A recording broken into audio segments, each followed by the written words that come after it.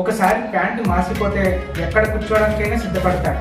అలాగే వన్స్ జైలుకు వెళ్ళాక అక్కడ ఎవరెవరో పరిచయం అవుతారు. దీనికి క్రిమినల్ బ్యాక్గ్రౌండ్ ఏమి లేకపోయినా కూడా వాళ్ళు ఎఫెక్ట్ అయ్యే ఛాన్సెస్ చాలా ఎక్కువ. సో జాగ్రత్తగా ఉండండి. అందరికీ నమస్కారం.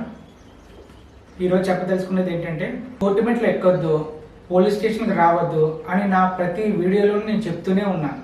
కానీ నిన్న సంఘటన ఒకటి జరిగింది. హైదరాబాద్ మీర్పేటలోని ఒక ఏరియాలోని ఒక వ్యక్తి వాళ్ళ వైఫ్ని అనుమానంతో ఆమెను చంపి ముక్కలుగా నరికి కుక్కర్లో వేసిన సంఘటన చాలా బాధ అనిపించింది. మళ్ళీ ఆ నిందితుడు ఆర్మీలో రిటైర్డ్ అయ్యి కంచన్బాగ్లో సెక్యూరిటీగా చేస్తున్నాడంటే ఇప్పుడు ఆ క్రైమ్ కోసం ఇప్పుడు నేను డిస్కస్ చేయాలనుకోవట్లేదు. ఎందుకంటే అది వినడానికే చాలా భయంకరంగా ఉంది. నాకే భయం వేస్తుంది ఆ సంఘటన విన్న తర్వాత. మీరు కూడా చాలా మాధ్యమాల్లో, టీవీల్లో కానీ, న్యూస్లో కానీ, యూట్యూబ్లో కానీ చూసే ఉంటారు. ఇప్పుడు నేను కొత్తగా చెప్పేది ఏమీ లేదు. కాకపోతే దాని తర్వాత జరిగే సంఘటనలు ఇప్పుడు మీకు నేను వివరిస్తాను. ముందు వీడియోస్లో మనం చెప్పుకున్నాం కదా, రేరెస్ట్ ఆఫ్ రేర్ వీడియోస్ అంటే ఏంటి అని, క్రైమ్స్. అది ఈ కోవలోకే వస్తుంది. ఈ క్రైమ్ నిన్న హైదరాబాద్లో జరిగిన సంఘటన. ఒక అడ్వకేట్గా నేను చెప్పాల్సింది ఉంది కాబట్టి తర్వాత వచ్చే పరిణామాల గురించి చెప్పాలి, అలాగే ముందుగా హెచ్చరించాలి. తొందరపడి చేసే ఇలాంటి పనులు ఒక గంటలో అవుతుంది, కానీ దాని నుండి మీరు బయటకు రావాలి అంటే సంవత్సరాలు పడుతుంది. ఒకవేళ కానీ కోర్టు దోషిగా నిర్ధారిస్తే లైఫ్ అయినా పడుతుంది, లేదన్నా ఉరిశిక్ష అయినా పడుతుంది. మొన్న చూశారు కదా కేరళలోని, కోల్కతాలోని జరిగిన సంఘటనలు. న్యాయస్థానాలు ఎలాంటి తీర్పులు ఇస్తాయి అనేది ఒక న్యాయమూర్తికి తప్ప ఇంకెవరికీ తెలియదు. ఆ క్రూరత్వాన్ని బట్టి, క్రైమ్ బట్టి నిర్ధారిస్తారు. దృశ్యం మూవీని ఇన్స్పైర్ అయ్యి చేశాడు ఈ క్రైమ్. అయినా మూవీస్ అనడానికి లేదు, వాళ్ళు కూడా ఇలాంటివి ఇన్స్పైర్ అయ్యే మూవీస్ తీస్తున్నారు. ఈ హైదరాబాద్ కుక్కర్ క్రైమ్ లో ఎవిడెన్స్ కానీ దొరకకపోతే కేసు వీక్ అయిపోతుందని పోలీసులు కూడా తెలుసు. న్యాయస్థానాలు శిక్షలు వేయలేరు, సాక్షులు, ఎవిడెన్స్ ఉండాలి. ఈ క్రైమ్ లో ఆ అమ్మాయి మిస్సింగ్. పోలీస్ స్టేషన్ లో ఈ క్రైమ్ నేను చేశానని చెప్పేసి ఒప్పుకోవడం వేరు. కోర్టు దగ్గరికి వెళ్తే సాక్షులు మాత్రమే కావాలి, సాక్ష్యం మాత్రమే కావాలి, నిజాలు మాత్రమే కావాలి. ఈ అమ్మాయి ఎముకలు కూడా దొరకలేదు ఇప్పుడు ఎవిడెన్స్ కోసం. ఇప్పుడు ఈ వీడియో ఆ క్రైమ్ ఎలా జరిగింది అని చెప్పడం గురించి కాదు, వివరించడం గురించి కూడా కాదు. ఎందుకంటే ఆ క్రైమ్ గురించి టీవీల్లోని అన్నింటిలోని మీరు చూస్తూనే ఉన్నారు. 2 days నుంచి అవే వేస్తున్నారు. సో ఇంక నేను కొత్తగా చెప్పేది ఏమీ లేదు. ఇప్పుడు నేను చెప్పాలనుకునేది, ఒకవేళ తొందరపడి ఇలాంటివి ఏమన్నా చేసినా, చెయ్యాలనుకున్నా, వాళ్ళకి నెక్స్ట్ జరగబోయే ప్రొసీడింగ్స్ ఎలా ఉంటాయి, వాళ్ళు ఎదుర్కొనే సవాళ్ళు ఎలా ఉంటాయి, వాళ్ళకి వచ్చే కష్టాలు ఎలా ఉంటాయి, దాని గురించి వివరించాలనుకుంటున్నాను. ఎవరు బేసికల్గా క్రిమినల్స్ కాదు, వాళ్ళ పరిస్థితులను బట్టి మారుతూ ఉంటారు. కష్టాలని, కోపాలని, ఈగోలని, వాటి వల్ల మారుతూ ఉంటారు. అవి పక్కన పెట్టి కూల్ లైఫ్ ఎవరైతే లీడ్ చేస్తారో చూడండి, వాళ్ళకి హ్యాట్స్ ఆఫ్. అలాగే బ్రతకాలని కూడా చెప్తాను నేను. ఎందుకంటే ఎటువంటి ఈగోలు కానీ, ఎవరి మీద కోపం కానీ, ద్వేషం కానీ పెట్టుకోకుండా పీస్ఫుల్గా లీడ్ చేస్తారు లైఫ్ చూడండి, వాళ్ళకి హ్యాట్స్ ఆఫ్ చెప్పచ్చు.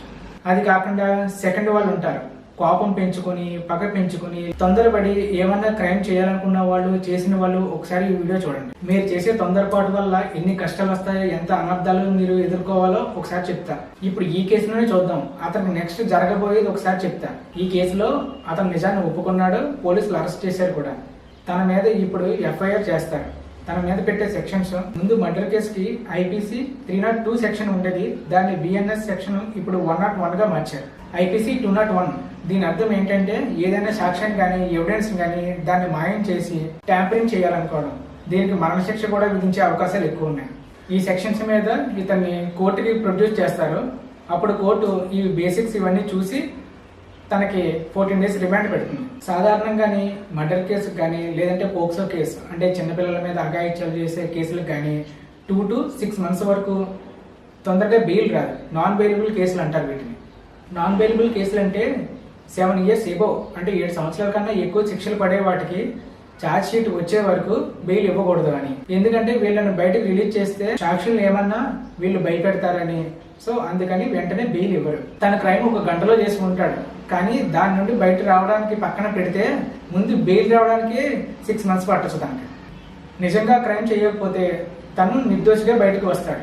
ఒకవేళ తీర్పు అనుకూలంగా రాకపోతే ఈ మధ్యలో పడ్డ 6-7 సంవత్సరాలే కాకుండా న్యాయస్థానం ఏ శిక్షలు వేస్తుందో ఎవరికీ తెలియదు. కోర్టుకు వెళ్లే ముందు, జైలుకి వెళ్లే ముందు బిఫోర్ ఏం జరుగుతుంది, పోలీస్ స్టేషన్లోనే అసలు ఏం జరగచ్చు తన మీద.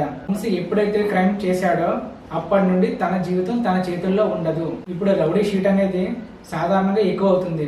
ముందులో అయితే రౌడీ షీట్ అనేది ఒక వ్యక్తి ఏమన్నా 5 క్రైమ్స్ కానీ పైన చేసి ఉంటే, లేదా అక్కడ చుట్టుపక్కల వారిని ఎవరైనా ఇబ్బంది పెడుతుంటే, తన వల్ల ఎవరికైనా నష్టాలు జరుగుతుంటే తన మీద రౌడీ షీట్ అనేది ఓపెన్ చేసేవారు. ఇప్పుడు అలా జరగట్లేదు. ఒక వ్యక్తి ఏమన్నా క్రైమ్ చేస్తే ఆ క్రైమ్ను బట్టి కూడా వెంటనే రౌడీ షీట్ అనేది ఓపెన్ చేస్తున్నారు. మర్డర్ కేసులో రౌడీ షీట్ ఓపెన్ చేయడం అనేది ఎక్కువగా జరుగుతుంది. వన్స్ కానీ రౌడీ షీట్ పడితే అది తీయించుకోవడానికి నానా పాటలు పడాలి. ఒకవేళ కానీ రౌడీ షీట్ పడితే ఎక్కడ గొడవలు జరిగినా, ఏం జరిగినా, ఎక్కడ క్రైమ్ జరిగినా, మీ చుట్టుపక్కల మీ ఏమి జరిగినా కూడా మిమ్మల్ని తీసుకెళ్లి పోలీస్ స్టేషన్లో కూర్చోబెడతారు. లేదు అనుకుంటే పోలీసులు మీ ఇంటికి వచ్చి మీరు లేకపోతే మీ ఇంట్లో వాళ్ళని కూడా తీసుకువెళ్ళి పోలీస్ స్టేషన్లో కూర్చోబెడతారు. ఎలక్షన్స్ ఏమన్నా జరుగుతుంటే, లేదంటే ఎవరైనా పెద్ద పొలిటీషియన్ కానీ వస్తుంటే అక్కడ బందోబస్తు కోసం ముందుగా 2 రోజుల ముందే మిమ్మల్ని తీసుకెళ్లి పోలీస్ స్టేషన్లో కూర్చోబెడతారు. రౌడీ షీట్ వల్ల ఇన్ని తలనొప్పులు ఉన్నాయి. ఏదైనా క్రైమ్ చేసే ముందు ఆలోచించాలి. మర్డర్ కేసులో బెయిల్ మీద బయటకు రావడానికి 3 to 6 months అని అనుకున్నాం కదా. ఒకవేళ తను బయటకు వచ్చినా కూడా తనకి అక్కడితో ప్రాబ్లం సాల్వ్ అవ్వవు. అక్కడి నుంచే మొదలవుతాయి. 6 to 7 years వరకు మీకు ఈ తలనొప్పులు మాత్రం ఉంటాయి. నిర్దోషిగా బయటపడే వరకు. బయటకు వచ్చిన తర్వాత పోలీసులు ఎప్పుడు పిలిస్తే అప్పుడు వెళ్ళి సంతకాలు పెట్టాలి. తర్వాత కోర్టుకి రెగ్యులర్గా వాయిదాలకు అటెండ్ అవ్వాలి. వేరే కంట్రీస్ వెళ్ళే వాళ్ళకి మాత్రం ఇంకా ఎక్కడికి వెళ్ళడానికి అవ్వదు. వాళ్ళ పాస్పోర్ట్ని అక్కడే సబ్మిట్ చేయాలి కోర్టులో.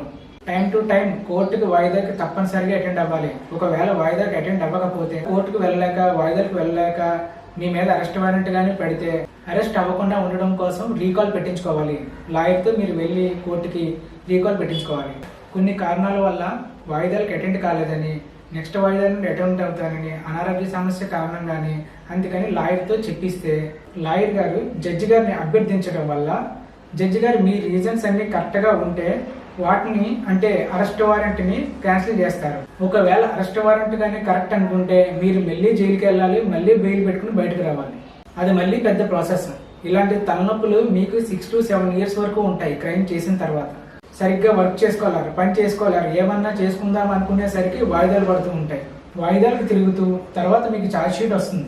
అందులో విట్నెస్లు చూసి భయపడుతూ సాక్షులు అందులో మెన్షన్ చేస్తారు. మీకు తెలియని సాక్షులు ఉంటారు, తెలిసిన సాక్షులు ఉంటారు. వాళ్ళేం సాక్ష్యం చెప్తారు, వీళ్ళేం సాక్ష్యం చెప్తారు, అసలు కేసు ఏమవుతాడో టెన్షన్ పడిపోతూ భయం వేసి ముందు జరిగిన జైలు జీవితం గుర్తొచ్చి తర్వాత వీళ్ళ సాక్ష్యం చెప్పితే ఇంకెంత పెద్ద శిక్ష పడుతుందో, ఇంక లైఫ్ అంతా జైల్లోనే గడపాలా అని పిచ్చి పిచ్చి ఆలోచన తెచ్చుకుంటూ వాళ్ళని కొనేద్దాం, వీళ్ళని కొనేద్దాం, పీపీ గారిని కొనేద్దాం, ఇలాంటి తింగర ఆలోచనలు అన్నీ చేస్తూ ఉంటారు. ఈ తలనొప్పులన్నీ మీరు చేసుకోకుండా ఉండడం కోసం ఎలాంటి క్రైమ్ జోలికి పోవద్దు. అలా ఒక 6-7 years మీరు ఇలా తిరగాలి. తర్వాత మీకు హీరింగ్ వస్తుంది. నిజంగా క్రైమ్ కానీ చేయకపోతే విడుదలవుతారు, లేదు అనుకుంటే శిక్ష పడుతుంది. ఒకటి బాగా గమనించండి, ఒక వ్యక్తి మనల్ని ఏమన్నా ఇబ్బంది పెట్టచ్చు, తన వల్ల మనం ఏమన్నా మోసపోవచ్చు, కష్టపడవచ్చు, నష్టపోవచ్చు, కానీ అతని ప్రాణాలు తీసే రైట్ మాత్రం మనకు లేదు. అలాంటి వాళ్ళని పిలవండి, కూర్చోబెట్టండి, మాట్లాడండి. నాకు నీకు ఈ సమస్య ఉందని చెప్పండి. మాట్లాడుకుని ప్రాబ్లం సాల్వ్ చేసుకోండి. లేదనుకుంటే చిల్ లైఫ్కి అలవాటు పడండి. డోంట్ కేర్ అన్నట్టు ఉండండి. మోసం చేశాడా, డోంట్ కేర్. నష్టపరిచాడా, డోంట్ కేర్. అవమానపరిచాడా, డోంట్ కేర్. ప్రతిదానికి డోంట్ కేర్ అన్నట్టు ఉండండి. ఇలా ఎప్పుడైతే చిల్ లైఫ్కి అలవాటు పడతారో మీ అంత హ్యాపీ పర్సన్ ఇంకెవరో ఉంటారు. ప్రతిదాన్ని లైఫ్ తీసుకోండి. సమస్యను మాత్రమే, ప్రాబ్లమ్స్ ఏమన్నా వస్తే మాత్రం లైఫ్ తీసుకోండి. డోంట్ కేర్ అంతే. హత్యల జోలికి మాత్రం పోవద్దు. హ్యాపీగా ఉండండి. జై హింద్.